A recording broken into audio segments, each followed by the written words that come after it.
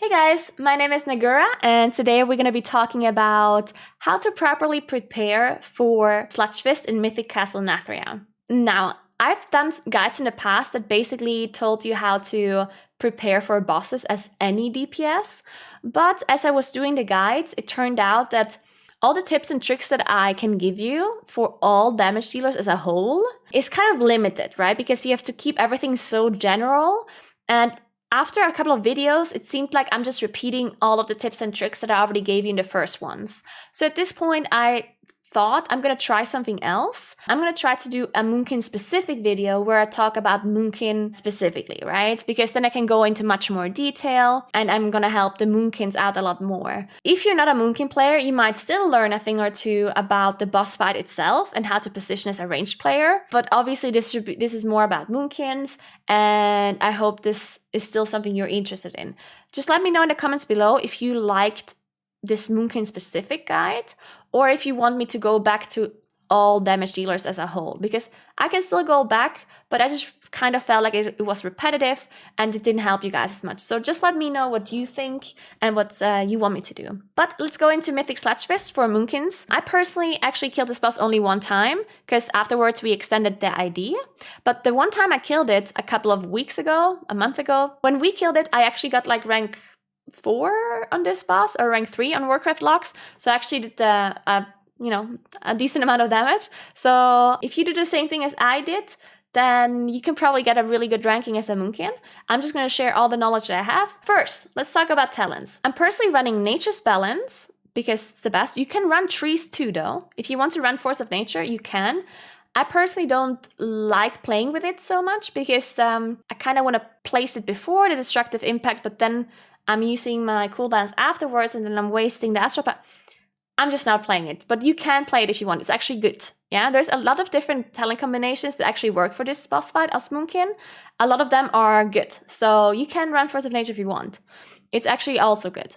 Then I'm running Starlord. That's the best by far. You don't want to run anything else. Starlord is the way to go. Then I'm running Stellar Drift. I know this is silly, and you think, why would you run Stellar Drift? Doesn't make any sense. But the thing is, the Starfall that you gain from your Convoke during the destructive impact twice is actually the same amount of damage approximately that you gain from your Stellar Flare throughout the whole fight. Because Stellar Flare is just pretty bad.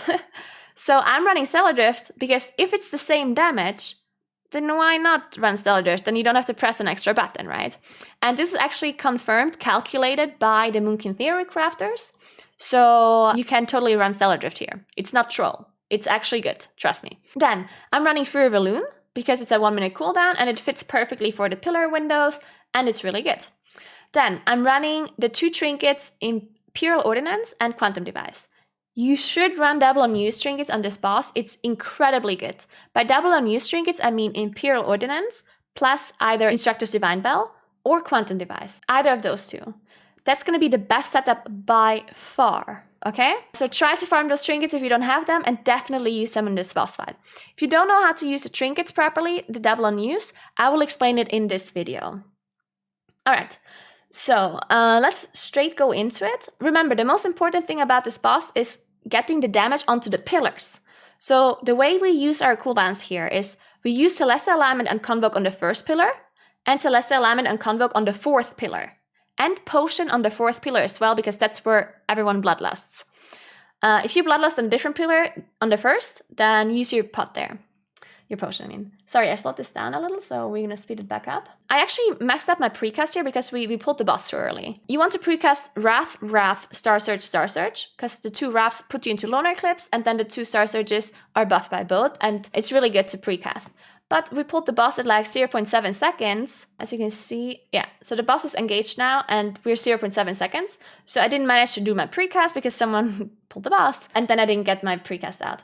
But you should be able to do that if your guild does not pre-pull the boss. Otherwise, at the start, I'm just doing my very normal rotation. The mythic mechanic here is that you will always be linked to a player. I am linked to Bearmaster here in this part, and you can see how far away you can stand without the chain actually breaking. So don't panic and try to like completely stack up with your other player. because the seismic shift needs you to spread out again. So if you're stacking up and then you need to spread again and then you stack and you spread, like it's just too much movement. The more you move, the more damage you lose. So try to move as little as you can, but of course still play the mechanics properly. One more thing I want to mention about these pools on the ground, the Stonequake, it does very little damage. Look at my HP. I'm just like, this ticks for like 700 damage. It does nothing. So you can use that space to stand in it. If you need to spread for the seismic shift and you just don't have enough space to spread, just go into the earthquake and you're gonna be fine, okay? It's just very little damage. But yeah, I'm gonna go back to talk about my rotation a little bit. At the very start, first of all, the destructive impact, you can see the pink bar.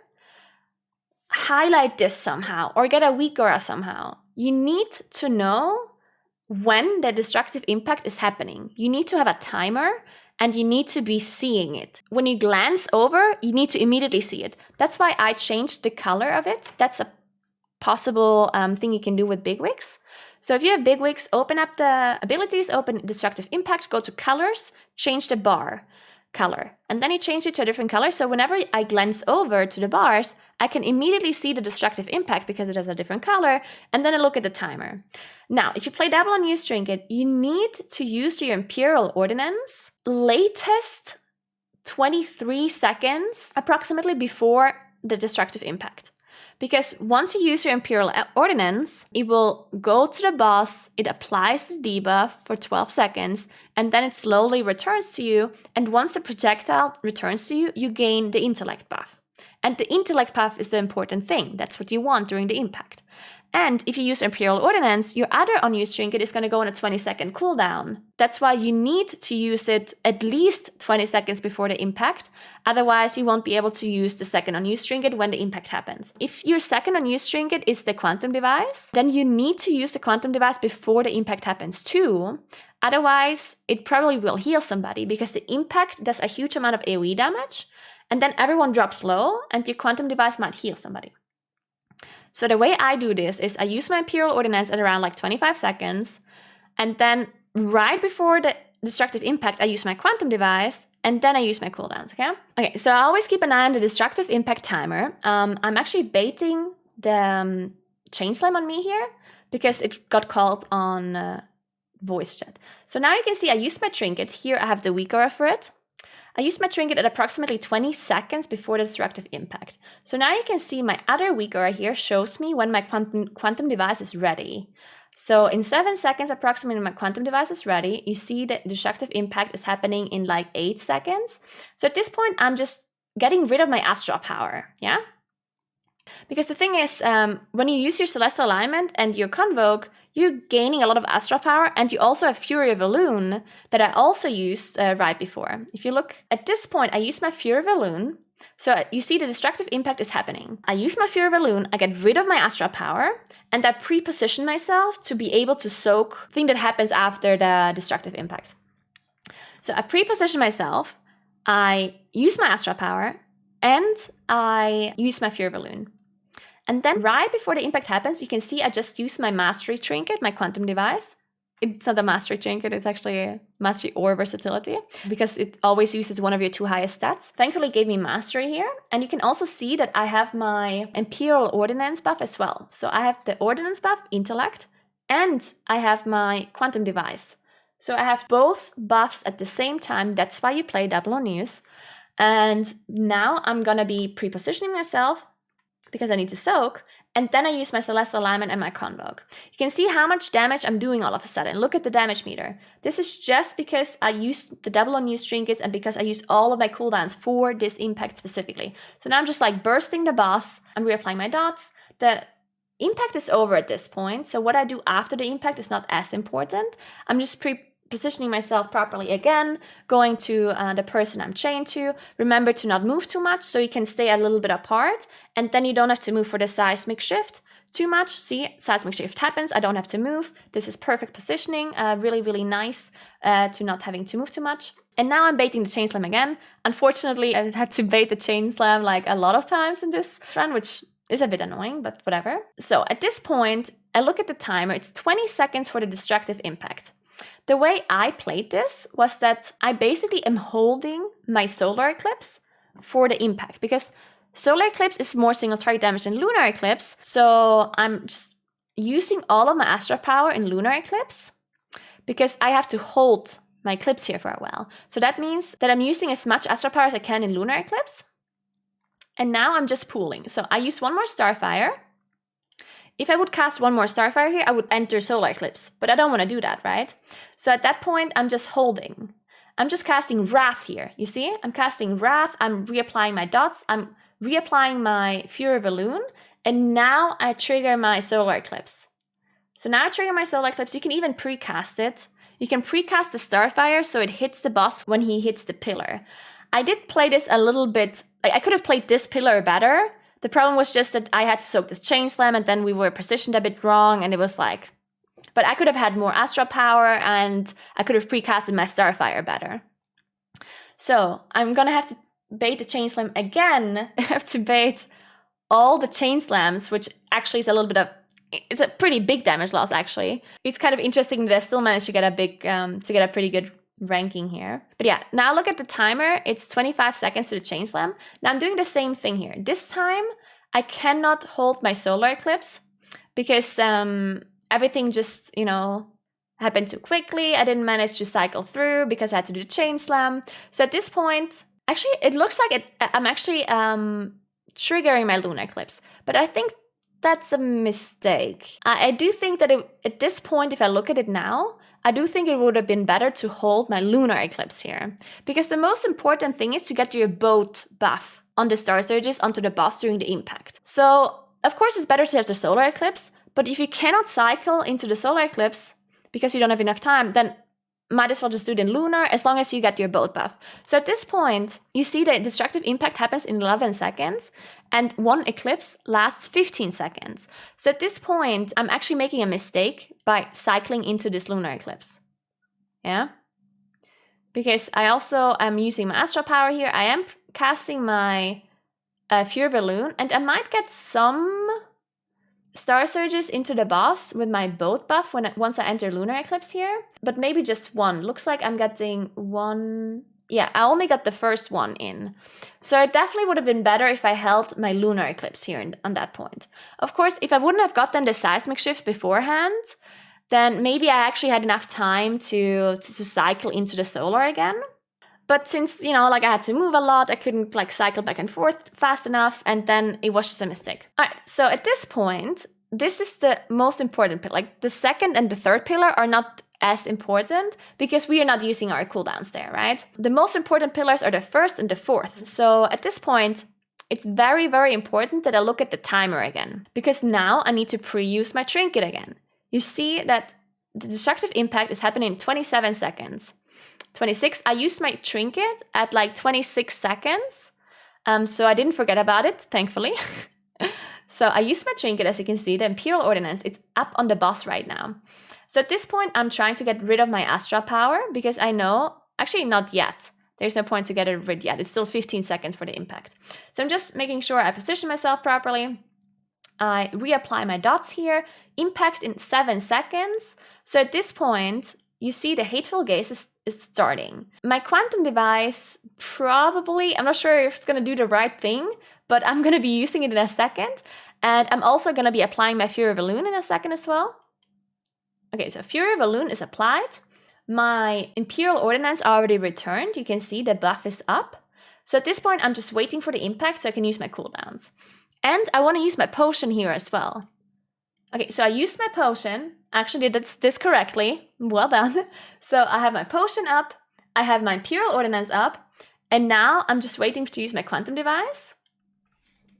Okay, I used my quantum device right before the impact. That was actually really close. So I used my quantum device and it gave me mastery. So that was actually like the best thing that could have happened. So it gives me mastery.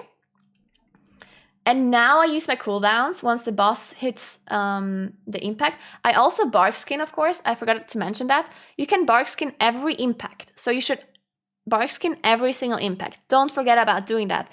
It's a huge help for the healers if you bark skin every single one. And you can also assign your renewal, your health stone, and your health pot. because that's like the only time you're going to be taking damage. So you can say on the first I use Renewal, on the second I use Health Stone, on the third I use Health Pot, and on the fourth I use Renewal again, right? You can really assign your healing cooldowns for this boss. Because of course you should be running Renewal here, because Wild Charge does nothing. It kills you if you use it. So definitely run Renewal here. It's really helpful. But anyway, going back to the damage rotation, I'm using my cooldowns here on the impact. I got a full moon here, which is really nice. You can see how much damage I'm doing because of this full moon. Just all of a sudden doing 8k DPS. This is the kill when I have the worst and then I'm just doing my normal rotation again. You can see the boss is really low, so we're about to kill a boss here. I'm resting our hunter that died, unfortunately. And at this point, yeah, I'm just continuing my normal rotation and hope the boss dies. But that's it. Like, that's the most important thing about this boss if you want to do the most DPS. Just min-max the pillars as much as you can by pre-positioning, using your Frivolune beforehand, using your double and use trinkets properly, using your potion properly, saving your eclipses for the pillars, so you have the boat buff, something that I actually made a mistake on. I made a mistake on the third pillar, right? So you just play better than I did. And yeah, that's it. That is the whole boss fight, and that's how you do the most DPS. Of course, there's still some nuances about positioning and about what and when you soak. But this is mainly about damage. Of course, each guild is going to be playing the boss a little bit differently. So that's not something I can help you that much with. But you should definitely, like ask your guild what they want you to do. Make sure you use all of your defenses properly. Make sure you use all of your offenses properly, your healing cooldowns, pre-position, all that kind of stuff is gonna be so nice and so helpful for this boss. And yeah, that's it. I really hope this video helped you if you're a Moonkin player. I really hope you're gonna get some full moons during your convoke, because without full moon it's gonna be a little bit hard to get a ranking. But if you get those full moons, you're gonna be shooting up in a DPS, and if you use your double on use trinkets, it's just gonna be so nice. So make sure you do this properly. Make sure you have a weak aura or recolor your bar to show the destructive impact properly, so you remember to use your trinket preemptively, because if you mismanage your trinkets, that's gonna be the biggest damage loss. If you mismanage your trinkets, if you mismanage your cooldowns, that's like the number one issue for not being able to do a lot of damage in this boss. Again, tell me in the description below if you want the videos to be more general again, for general DPS, or if it's okay that these are Moonkin only videos. Remember to follow me on twitch.tv/Naguura and ask me any questions if you have any. You can also ask questions in the description below, of course. And remember to subscribe to my YouTube channel and click the bell if you want notifications, of course, whenever I post videos like these. And that's gonna be it for today. Thank you so much for watching, and have a nice day. Bye!